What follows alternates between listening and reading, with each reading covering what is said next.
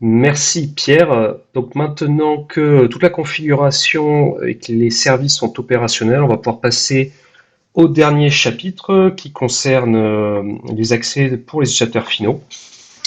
Et donc une des premières étapes va être de réaliser quelques tests rapides pour vérifier que tout fonctionne bien.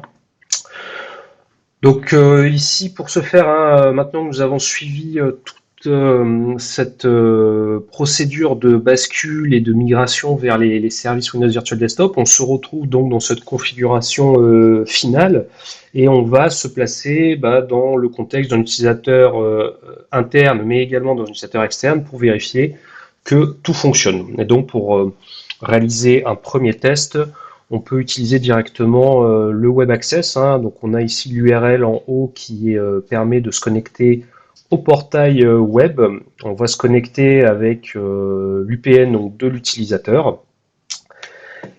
Et une fois authentifié, on va retrouver la liste des serveurs hôtes de session qui me sont attribués. Donc ici on visualise bien le Session Desktop qui m'est attribué. Je vais cliquer sur l'icône. Je vais maintenant être prompté pour le partage des ressources que je souhaite intégrer à cette session. Donc on va conserver ici le copier-coller.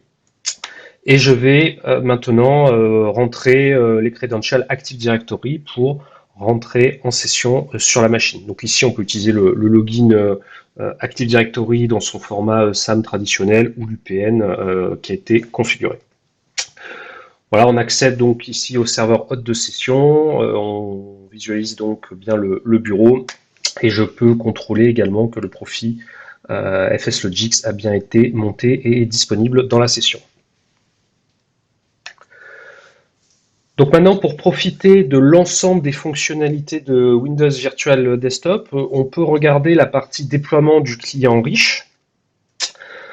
On a ici une page explicative en fait qui va montrer les procédures pour déployer le client Windows Desktop sur différentes plateformes, donc que ce soit Windows, Android, macOS, iOS ou sur des terminaux Linux. Donc dans notre contexte, on va déployer le client WD pour Windows 10 qui incorpore l'ensemble des fonctionnalités multimédia et de redirection.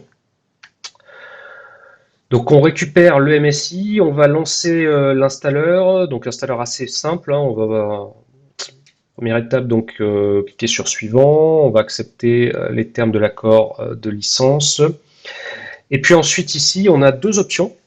Donc on peut installer le client pour l'ensemble des utilisateurs de la machine, ce qui va nécessiter des privilèges administrateurs, ou de manière un peu plus simple, si on doit proposer ce client-là pour un utilisateur qui est à distance, sur lequel on ne peut pas forcément faire l'installation en mode admin, l'utilisateur a la possibilité d'installer le client directement, et à ce moment-là, on va installer les binaires dans un dossier qui est propre à l'utilisateur et qui ne nécessite pas d'élévation de privilèges. Donc ça peut être assez intéressant pour des utilisateurs qui sont à distance et pour lesquels on n'est pas en mesure de procéder à une installation plus administrative. Donc c'est le mode qu'on a choisi. On va cliquer sur Install. Voilà, l'installation est assez rapide. On clique sur Finish et puis on lance le client. Et donc, quand on lance le client, tout de suite, on nous propose de s'abonner en fait pour récupérer la liste des ressources, donc bureau et ou applications publiées. Donc, on clique sur Subscribe. Ici, j'ai une mire d'authentification dans laquelle je vais à nouveau renseigner mon UPN pour me connecter, ainsi que le mot de passe et éventuellement passer l'authentification forte si elle a été configurée. Une fois que ceci est fait, donc le client va venir vérifier la liste des ressources qui m'ont été assignées. Donc ici, on va récupérer le pool dot et le session desktop qui m'a été proposé. Et au niveau du client, on va pouvoir configurer un certain nombre de petites choses. Donc si on clique sur la roue crantée des paramètres, on va venir pouvoir par exemple configurer le fait d'envoyer des données de télémétrie à Microsoft pour améliorer l'expérience ou le thème graphique du client si on souhaite passer sur un mode un peu plus obscur. Je vais également récupérer ici des détails sur le tenant auquel je suis connecté, l'URL également du feed du web access, le nom du serveur avec lequel je suis, et puis globalement, si j'ai besoin de faire un rafraîchissement en fait parce qu'on m'a attribué soit de nouvelles applications, soit de nouveaux bureaux, je peux venir forcer ici donc le refresh des ressources qui me sont proposées. En faisant un clic droit sur l'icône là, de session de desktop, j'accède aux paramètres de personnalisation pour cette fois-ci l'expérience que je souhaite avoir en session.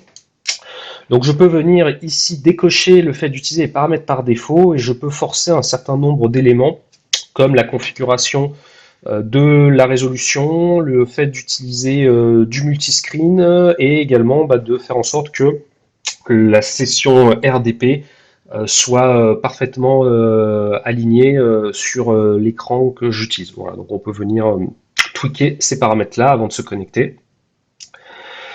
Ensuite, on va se connecter depuis le client pour vérifier que tout marche. Donc on clique à nouveau sur l'icône session desktop. Ici, comme tout à l'heure, je suis à nouveau prompté pour les identifiants du domaine Active Directory auquel l'hôte de session est joint. Donc je vais renseigner ces paramètres. Et puis, voilà, j'arrive ici donc sur le serveur hôte de session et je suis bien connecté.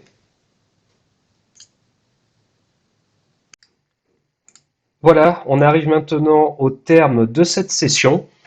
Session dans laquelle nous avons passé en revue toutes les étapes d'évaluation technique et financière d'une plateforme RDS à demeure pour bien préparer sa migration vers Windows Virtual Desktop.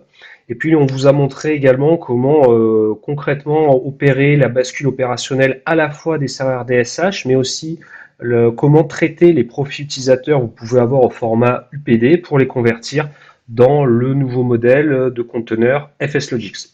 Donc vous retrouverez principalement toutes les étapes que nous avons étudiées ensemble sur la documentation en ligne, dont vous voyez le lien ici en bas de l'écran, et vous pourrez continuer évidemment derrière dans des perspectives d'optimisation de coûts si vous souhaitez mettre en place des logiques de scale-up et de scale-down, et également accroître le niveau de sécurité proposé aux applications. On vous remercie de nous avoir suivis tout au long de cette session. Merci Pierre d'avoir co-animé brillamment la séance et on vous donne rendez-vous prochainement pour de nouveaux webinars. À bientôt.